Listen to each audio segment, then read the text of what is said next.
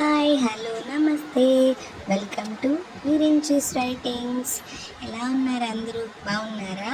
సరే, ఇంకా ఆలస్యం చేయకుండా స్టోరీలోకి వెళ్ళిపోతామా? ఈరోజు కథ ప్రేమ సంఘర్షణ సీజన్ 2 ఎపిసోడ్ 41. సంధ్య ఆయాసపడుతూ ఇదిగో మౌత్ ఆర్గాన్ ప్లే చేయి వింటాను అని అంది. మనోహర్ మౌత్ ఆర్గాన్ తీసుకుని వెన్నెలవే వెన్నెలవే మినీ దాటి వస్తానే ఆ సాంగ్కి చక్కగా సంగీతం అలా వినసొంపుగా ప్లే చేస్తూ ఉన్నాడు. సంధ్య రెప్ప ఆర్పకుండా మనోహర్ని అలానే చూస్తుంది. మనోహర్ మ్యూజిక్ ప్లే చేస్తూనే ఏంటి అని కళ్ళు ఎగరేశాడు. సూపర్గా ప్లే చేస్తున్నావు అని సైగ చేసింది సంధ్య.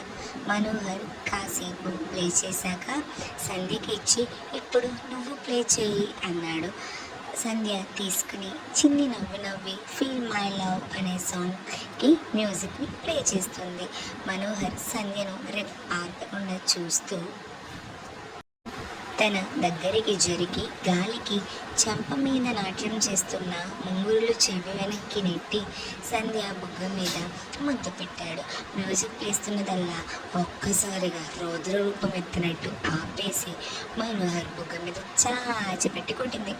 వెంటనే మనోహర్ తల విదిల్చి వారిని ఇది కళ, అమ్మో కాసేపు సంధ్య పక్కన ఇలానే కూర్చుంటే నా కళ నిజమవుతుందేమో అని మనసులో భయపడి అనుకుంటూనే మనోహర్ కూడా సూపర్ సూపర్ చాలా బాగా వాయిస్తున్నావు సంధ్య అని అన్నాడు. సంధ్య థ్యాంక్ యూ మనోహర్, కానీ నేనైతే నీ నుండి అసలు ఈ మ్యూజిక్ని ఎక్స్పెక్టే చేయలేదు. చాలా అంటే చాలా బాగా ప్లే చేసావు నువ్వు అని అంది సంధ్య. అవునా, నేను అప్పుడప్పుడు ప్లే చేస్తూ ఉంటాను, కానీ సంధ్య నువ్వేమనుకోను అంటే నిన్నొకటి అడగనా అని అన్నాడు మనోహర్. దీనిలో ఏముంది, ఏమనుకుంటాను ఏమనుకోను, అడుగు అంది సంధ్య. జనరల్గా ఆడపిల్లలకి పెళ్ళి తర్వాత లైఫ్ ఇలా ఉండాలి అలా ఉండాలి, లేకపోతే అలా ఆ వేలో నడవాలి ఇలా ఉండాలి హస్బెండ్ అని అనిపిస్తూ ఉంటుంది కదా. లైక్ పలానా ప్రొఫెషన్లో ఉన్న పర్సన్నే చేసుకోవాలి అని అనిపిస్తుంది కదా. నీకు అలా ఎలాంటి ప్రొఫెషన్ అంటే ఇష్టం సంధ్య అని అడిగాడు మనోహర్ కుతూహలంగా. నాకు పోలీస్ ఆఫీసర్ అంటే చాలా ఇష్టం మనోహర్. యాక్చువల్లీ నాకు కూడా పోలీస్ ఆఫీసర్ అవ్వాలని ఆశ ఉండేది, కానీ ఏం చేస్తాం, మ్యానుఫ్యాక్చరింగ్ డిపెక్ట్. దేవుడు ఇంకొక హైట్ ఇచ్చుంటేనా అని సంధ్య అంటుండగా, నీకు నిజంగా పోలీసులు అంటే ఇష్టమా సంధ్య అని క్వశ్చన్ మార్క్ వేసి పెట్టుకుని అడిగాడు మనోహర్. అవును, ఎందుకు అలా అడుగుతున్నావు? నాకు చాలా ఇష్టం పోలీసులంటే అని వదిలిచ్చింది సంధ్య. అంటే ఏం లేదు సంధ్య, జనరల్గా చాలామందికి పోలీసులు అంటే కొంచెం నెగిటివ్ ఇంప్రెషన్ ఎక్కువ ఉంటుంది కదా, లైక్ అందుకే అడిగాను అంతే తప్ప వేరే ఏమీ లేదు, జస్ట్ క్యాజువల్గా అడిగాను సంధ్య అని అన్నాడు మనోహర్. ఏమో మనోహర్, పోలీసులు అందరూ అలా ఉండరు కదా మనోహర్, నిజాయితీగా ఉండేవాళ్ళు కూడా ఉంటారు. సో అందుకే మనం ఎవరో కొంతమంది అవినీతి పరుల్లా ఉన్నారని మొత్తం మనం వ్యవస్థనే అనకూడదు. నా దృష్టిలో అయితే నేనైతే అలా అన్నాం. నాకు పోలీసులు అంటే ఇష్టం మనోహర్ అని అంది సంధ్య. మనోహర్ మనసులో లోపల వేణు స్టెప్ వేసేసుకుంటున్నాడు ఆనందంతో. సంధ్య మాటలకి స్టెప్పులు వేస్తూ ఊహల్లో ఉన్న మనోహర్ భుజం తట్టి, ఏంటి మాట్లాడుతుంటే ఏ లోకంలోకి విహరిస్తున్నావు, పద వెళ్దాం అని అంది సంధ్య. అని సరేనాడు అని మనోహర్ కూడా సంధ్య వెనుక బయలుదేరాడు. వీళ్ళ ముచ్చట్లు పూర్తి అయ్యి కిందకి వచ్చేటప్పటికి కింద అందరూ నిద్రదేవతకు ఆహ్వానం పలికారు. ఇంకా సంధ్య మనోహర్ కూడా వచ్చి మనోహర్ కింద సంధ్య మంచం మీద పడుకున్నారు. ఈలోపు అలా నైట్ గడిచింది. మరునాడు పొద్దున్నే సంధ్య లేచి కాఫీ కోసం కిచెన్లోకి వెళ్ళింది. మనోహర్ పిన్ని గారు సంధ్యతో ఈ కాఫీ ట్రే తీసుకుని వెళ్ళి అందరికీ ఇచ్చే సంధ్య అని కనీసం సంధ్య వైపు కూడా చూడకుండా వేరే వర్క్ చేసుకుంటూ చెప్పారు. సంధ్య సరే అని తల ఊపి ట్రే తీసుకెళ్ళి అందరికీ కాఫీ ఇస్తూ అందరితో పాటు మనోహర్కి కూడా ఇస్తుంటే మనోహర్ కాఫీ తీసుకుని ఒక స్మైల్ ఇచ్చి సంధ్య ఇచ్చిందన్న ఆనందంలో కాఫీ తాగాడు. సంధ్య తనకి మార్నింగ్ టైం గ్రీన్ టీ అలవాటు.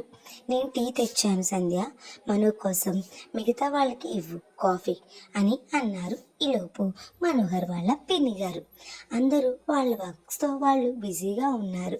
లేక సంధ్య మాత్రం వాళ్ళ కొత్త ప్రాజెక్ట్ ఎప్పుడు మొదలవుతుందా, ఎలా చేయాలా ఏంటా అని సోఫాలో కూర్చొని చూస్తూ ఆలోచిస్తూ ఉన్నారు. ఆకాష్కి సంధ్యతో, సంధ్య మేఘనకి కొంచెం నీరసంగా ఉందంట, నేను తనకి సాయంగా ఉంటాను, మా ఇద్దరి వర్క్ కొంచెం నువ్వు లేక ఏమనుకోకుండా చేయరా ప్లీజ్ అన్నది. సరే చేస్తాను ఆకాష్ అని అంది సంధ్య. ప్లీజ్ మనోహర్, శ్రీకర్ మీకు గైడెన్స్ ఇస్తారు, కొంచెం నువ్వు కూడా వాళ్ళకి సాయం చెయ్యి అని అన్నాడు ఆకాష్. లేక సరే బావా అని అంది. ఆకాష్ మేఘనని తీసుకుని రూమ్లోనికి వెళ్ళి మేఘనకి నీరసంగా ఉండడం వల్ల తన దగ్గరే ఉండి జాగ్రత్తగా చూసుకుంటున్నాడు. ఇద్దరు బాల్కనీలో కూర్చుని హైఫై ఇచ్చుకున్నారు. సంధ్య బాగానే నమ్మింది ఆకాష్ అని అంది. అవును మేఘన, బాగానే నమ్మింది. పోనీలే, ఈ వంకనైనా మనోతో ఇంటరాక్షన్ పెరిగి మనోహర్ అంటే ఏంటో అర్థమవుతుంది తనకి. అయినా సంధ్యలో మార్పుల కోసం మనం ఇన్ని చేస్తున్నాం, తను ఎప్పటికి మారుతుందో ఏంటో అని అన్నాడు ఆకాష్. మనోహర్, సంధ్య, శ్రీలేఖ, శ్రీకర్ కలిసి మనోహర్ ఆకాష్ వాళ్ళ ప్రాజెక్ట్ వర్క్ని చేస్తూ ఉన్నారు.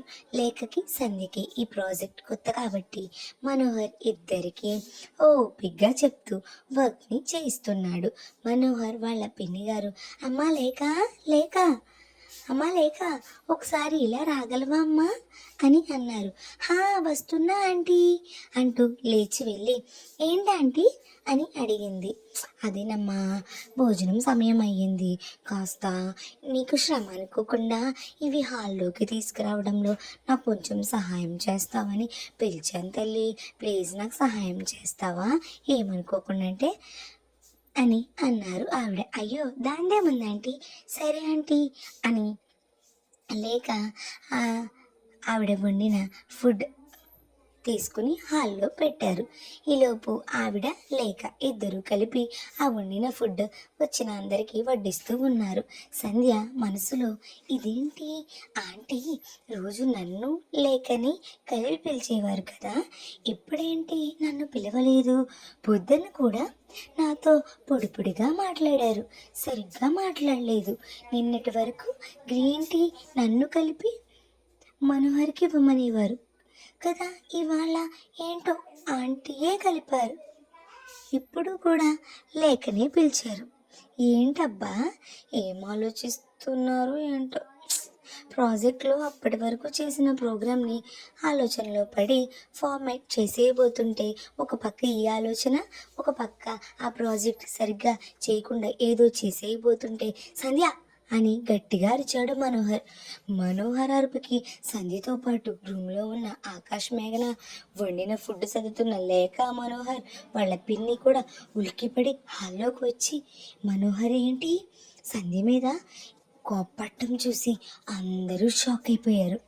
నీ బ్రెయిన్ తీసుకెళ్ళి ఫ్రిడ్జ్లో ఏమైనా పెట్టొచ్చావా ఏంటి, ఇంకొంచెం ఉంటే అసలు ఏమైందో తెలుసా, ఈ ప్రోగ్రామ్ మొత్తం ఫార్మేట్ చేసేసేదానివి, నీది కోడింగ్ టీం, నీకు వర్క్ రాదు అన్న చేస్తా అని అన్నావని ఇందాక నుండి ఓపిగ్గా ఎక్స్ప్లెయిన్ చేస్తుంటే ఏం చేస్తున్నావు నువ్వు హెల్ప్ చేయకపోయినా పర్లేదు సంధ్య, దయచేసి ఈ ప్రాజెక్ట్ జోలికి రాకు, మేఘన చేయలేకపోతే అది నేనే, ఎలాగోలా నాకు వచ్చినా రాకపోయినా ఈవెన్ నాకు కష్టమైనది నేనే ఏదో ఒక విధంగా హ్యాండిల్ చేస్తాను, నువ్వైతే వెళ్ళిపో ఇక్కడి నుండి అని కోపంగా గట్టిగా అరిచాడు మనం.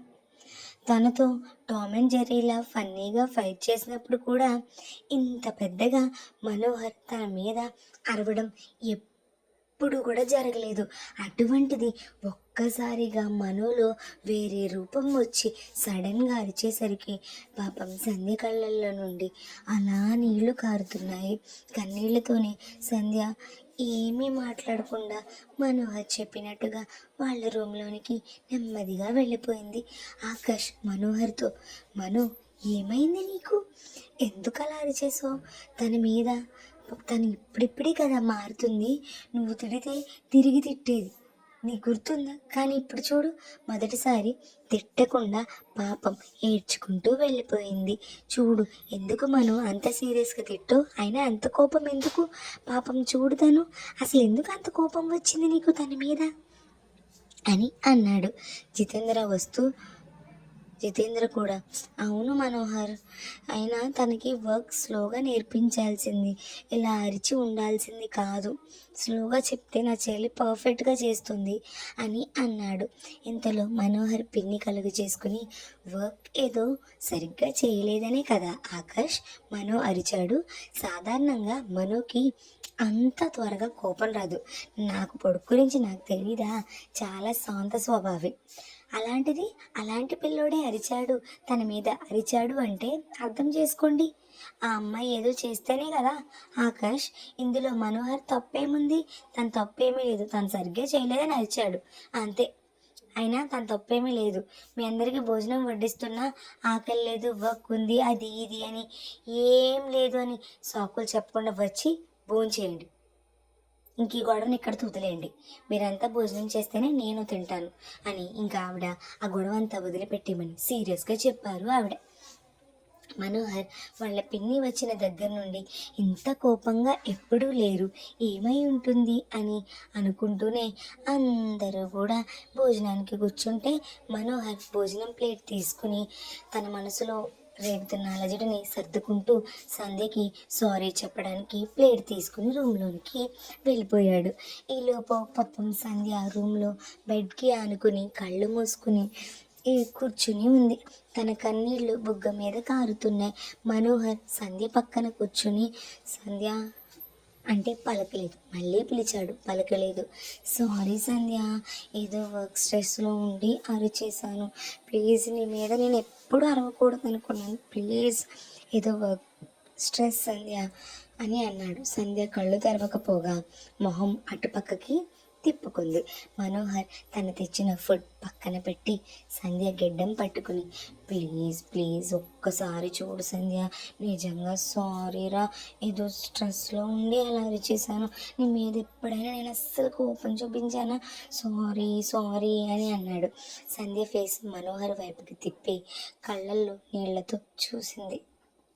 మనోహర్ తన చెవులు పట్టుకుని, సారీ చెబుతున్నానుగా, ఇదిగో ప్లీజ్ ఫుడ్ తెచ్చాను తిను అని అన్నాడు.